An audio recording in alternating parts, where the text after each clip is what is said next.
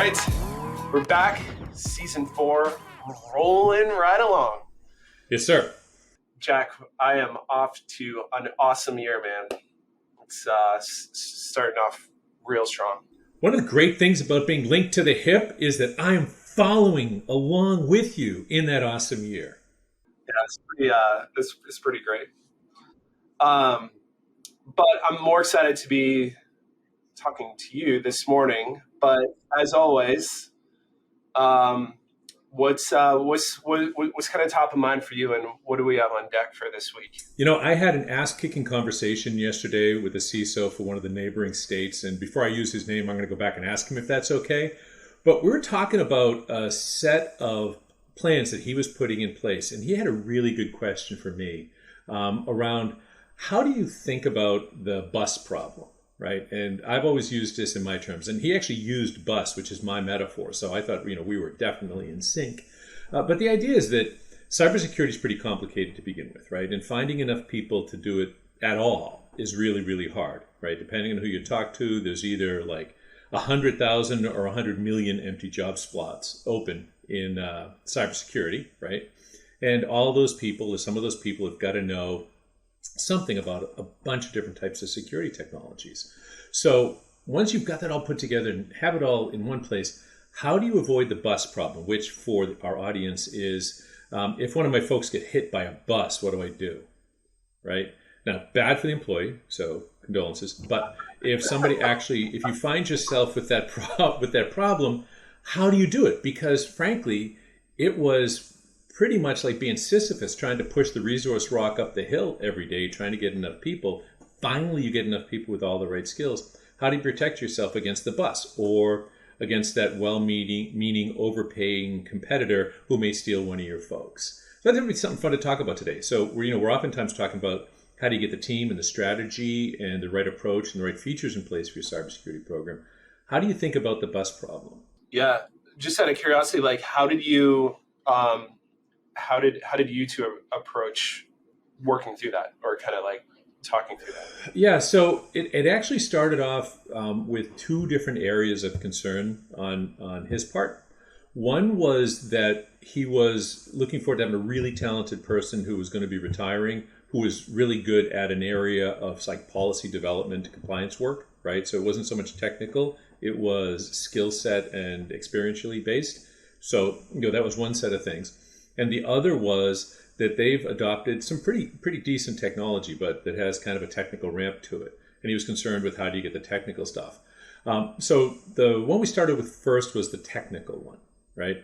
And now what's really exciting for me about this conversation is it gives an opportunity for two things to happen. One, you get to socialize security and security tech outside the security group. So one of my recommendations was to look around, sort of take volunteers. They have a really strong technology support group in other areas of this IT management section of the state government.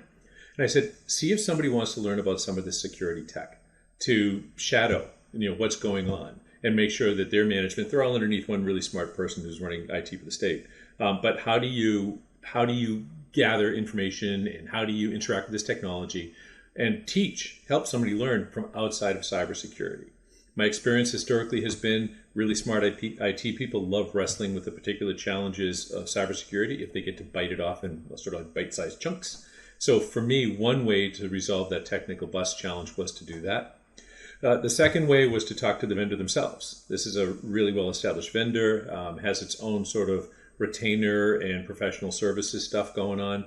And I said I would let them know that this is what your concern is. And is there a way that they can help you to mitigate that exposure by having something which is sort of like a just-in-time, right? Don't be paying them a retainer because you're not going to plan for somebody to find a new job and get hit by a bus. But they should let you know what's the ramp time, what's going to happen, how much sort of gap will there be between the time somebody makes a decision or leaves and the time that they can have somebody spun up and understanding you. Because it may change the context of that relationship. And so that was sort of the way we started talking about it, especially within an organization where they did have really strong IT leadership in general across the state, and where they also had the capacity to have those conversations without look like they're poaching somebody inside. It's a challenging topic, but it's one that I see most people talking about right now. Mm-hmm. when I think about this issue, it's multifaceted, right? In the sense where there's a business component to this, there's a security component to this, there's a people component to it, there's a technology component to it.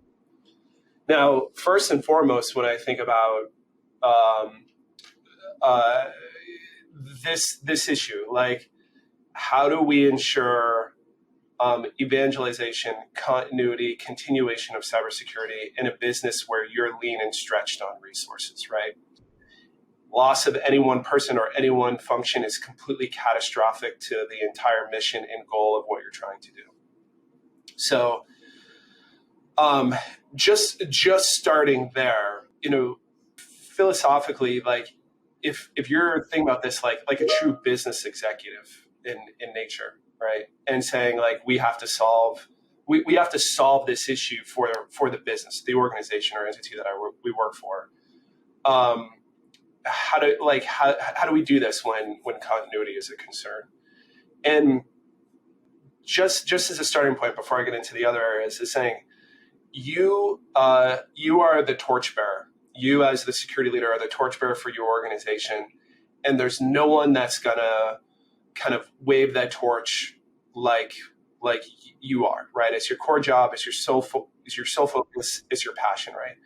But your job at this point fundamentally needs to be, you need to get other torchbearers within the organization. And that could be within your department, but realistically, the more effective version is you need to enable others to light their torch to carry the mission forward in IT, in legal, in risk, in HR, and you need to create more torchbearers with you. So like in the absence that you disappear, everybody else's torch is lit as well, and they're kind of carrying the message, they're evangelizing the message, and they're part of the solution. Just straight from like a business standpoint, if like the terrible scenario happened where it's saying like you couldn't come to work for whatever reason, you have other evangelists within the organization to like carry this forward for the benefit of security and for the benefit of the organization. And that's a true like executive characteristic that I feel like a lot of people overlook, of saying like if you're going to be a true business leader, you really have to carry this. It's not about like what you do, it's what you create within the organization and the culture that you manufacture. So I think first and foremost, that's one aspect. And I realize like that's easier said than done, but this is also the reason why I say part of being a security leader is part politician, right? And the best ones are politicians, right? So that's one aspect. The other side to it here is basically the technical aspect and the people aspect. And I'm gonna start with the technical pieces before I get into the people side. But I would say in all cases, security technology can be a challenge, not only to get your arms around, to understand it, how to best deploy it, how to afford it, how to make it relevant year over year. And that's something that we all struggle with, like the threat landscape and shifting super fast, and technology is shifting with it. And so what I often tell people is don't buy security technology for feature's sake. It has to mean more to you than this one singular thing if you're making a significant investment in it. And so like let me give you like a real easy example, and I'll spare all the brand names that I normally like throw under the bus since we're talking about buses. Is that there's some security technology that in the market today that's very fancy, is popular. It's kind of a sexy brand name to have in your quiver of security tools, right? But realistically, like most people don't use everything as part of that platform. Rather, they're like pulling in one feature. And the thing you have to like really start to weigh out is saying like in a world of budget constraints, like how important is this individual feature for you, knowing that it's costing you more than probably what it should just to have this one thing. And so I kind of like the short version of this is like when I kind of roll this all out is you have to be really intentional and purposeful about what outcome you're trying to achieve with the technologies that you're choosing to deploy within your environment. And like just said another way, you should never lift a finger or make an investment as it relates to cybersecurity technology unless you're 100% sure, 100%, not 95%, 100% sure the value and the outcome that you're going to achieve from having it. So like, don't expend any effort into lifting some things that might be like ambiguous and you're not sure of what you're actually going to get out of it. Like it needs to move the ball down the field for you. Like that's just the bottom line. And in the world of budget constraints, like that could be buying something off the shelf, but it could also be something open source, right? Mm-hmm. Which then takes me to the third category here, which is like people of saying, if everything that I said under technology is true and accurate, and you can philosophically believe there's no wasted effort whatsoever, there's no extra gyrations, no motions that are not required. The purpose and intentionality of like your staff becomes very, very clear at that point. And whether you have one person doing the function or you have 5 people doing the function, or you're in the luxurious situation where you have 5 people doing the function and you have continuity, you can be very clear and specific about what people are doing within their job and specifically what outcomes they're trying to create. The benefit to that in the short term is not only does it become easier to like ramp and train your staff and develop your staff, and in our industry, it's reasonable to think they're going to grow. Staff is going to grow. They're going to mature. They're going to look for new challenges. And whether they leave voluntarily or someone recruits them away, the risk of that is very real and present.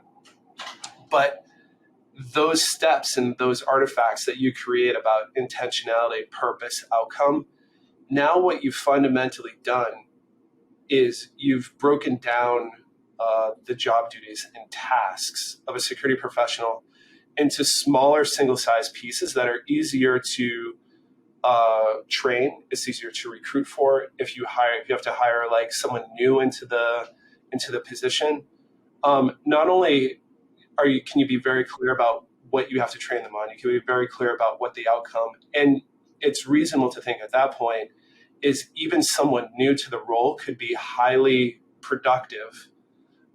Because you're not asking them to be everything to everybody. You're not asking them to be a unicorn. You're saying, hey, based on how we've designed our security program, we need this one function done because it creates this very specific outcome. We know exactly what we want to do, and here's how you do it, right? And then once you've established that point, you have your toehold, you have a new person coming in, they're immediately productive, they're immediately helping.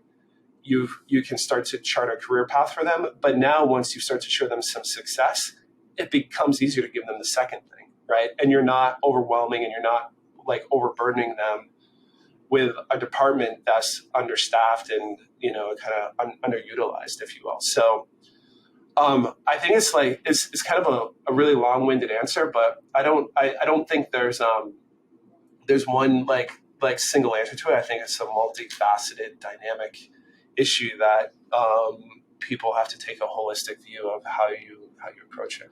Yeah, it's great because one of the things that you were just talking about, it made me remember something that this CISO was talking about, that one of the things that they've done is they've gone through all of the sort of legion of documents that are associated with the way that they manage their cybersecurity, and they've actually been very thoughtful about reorganizing this into a more consumable library of goodness. And as you were talking about, I'm like, man, this is a perfect reason to do that well, right? Because if those people with that experience are taking the time to make the way that they do that consumable in small bites for other people, if something does happen, whether it's something great like they win the lottery and they leave, or something that's less great, that function will still be well enough defined that a less experienced person may be able to step in, follow those guidelines, and make it go. And I want to touch again on that intentionality in a different way, because something you were saying reminded me of an experience I had probably 15 years ago. And this was and it's long enough ago I can say who it was, with the Dallas Federal Reserve Bank. Right, another super strong group, super well led, and as the audience knows, and I know you have to listen to it all the time, I've run a bunch of software companies, right, that I built out, and they did a trial of one of the products that came out of Ounce. Ounce was the source code analysis company that IBM bought for the listeners. Anyway, so we went down there, and as you can imagine, something like that's pretty complicated, and so people tried in all kinds of different ways, what have you. And there's typically a lot of hand-holding. And what the team down there said, last time I've ever heard it, except for people I've recommended it to, they said, all right, so here comes the trial. Pretend you just sold it to us. So I don't want your sales engineer here. I don't want you calling me every friggin' day, because you're not going to do that after I sign the check. You're going to drop it off just like the way you would. Give us the onboarding. Let's go. But then we're done. We'll call you when we need you. Do not call us, right? Do not offer your excellent support, because frankly, you're not going to do that for all your clients after it's done. And I want you to know we're doing this with all the vendors who are coming in, because we have to figure out, to your topic of intentionality, how we're going to use it. How we're going to use it with different people, how hard it is for new people to use it. And I don't want you here helping them, because frankly, you're not going to be here helping them, right? And so they went through this process, and I only know about it because we actually won it, which was nice. But as I asked them to go through it, because it was a really eye-opening learning experience for me, because it was so unlike. Ordinarily, from a company perspective, you expect that hand-holding, that support to show you off as like this great partner, and maybe it does, right? But they didn't care as much about the effect of that partnering, that although they wanted a great partner, they cared about how good the thing was that they were paying money for, the service was that they were taking on, right? And I just thought it was a brilliant, brilliant approach.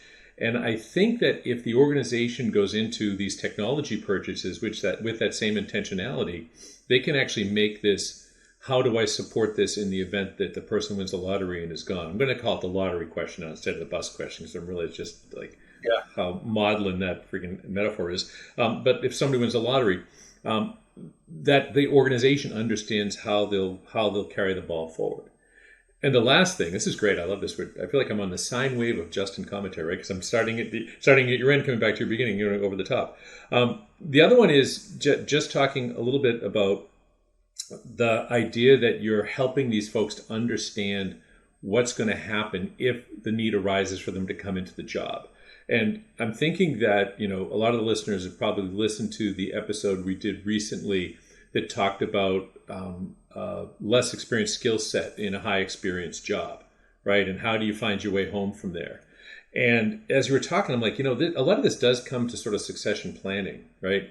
That when you're in a role, and I don't care if you're the CISO trying to think about the next CISO, or whether you're the person in charge of pen testing, in charge of making sure that somebody else will be able to understand and handle those results and do the test later. As security people, knowing how strapped our industry is for resources, I think that a focus and an emphasis on training up the next person in line is really, really important. And it's important in a way that we don't typically think about it, right? We always think about, all right, maybe who's going to be the next CISO, but I think for every one of these areas, whether it's compliance, information assurance, whether it's pen testing, attack simulation, application security, pick your domain inside of security, I think that the ability for the organization to value and to invest in the training and the upskilling of folks who may be called upon to take the job on if something great happens for the person who's in it today. I think that, to the points you were making, it's really, really important, and probably indicates a solid organization when they have other people to, in your words, carry that torch forward, for cybersecurity. Yeah, it's all spot on. The one I kind of come back to is your example you gave about like the technology onboarding for the entity in Texas. There was, I think, for a lot of organizations, the lesson is in the struggle, right? And that's ultra uncomfortable for people. But I think if you, for people who can get comfortable being uncomfortable, if that makes sense, and be used to like living in that situation, there's some great lessons to be learned there that I think will pay dividends in the long run. Yeah, and that feeling of discomfort, recognize it's not just going to be on the part of the organization who's, as an example, sort of doing the test or the trial. If you ask the vendor to leave you alone while you figure this out, and they're like, no, we don't do that. We love you so very much. We're going to help you turn all those knobs. And you say, again, no, I don't think so. And they say, well, we really have to. Realize that they know that they're uncomfortable, that they're not comfortable, that their stuff's going to work without them shepherding your experience of it. And that's probably another good indication for you going forward that maybe you want to find out, at least dig in with them to find out why are they so uncomfortable with you trying to do this on your own. And Yeah. if they are that uncomfortable, will they give you the free PS professional services over the course of time to make sure the thing keeps running smoothly? So I think that discomfort's a great point. It's like weightlifting, right? Like when your muscles are sore and they hurts a lot and you're really uncomfortable, that's how you know. Like that's when you know like your muscles are actually growing. Absolutely right. Absolutely right. Well, good. Thanks for digging into that. I thought it was fun. I thought those were great comments from that CISO, and I hope the listeners liked it as well. Yeah, awesome. All right, we say we wrap this one. Wrapping. All right, man.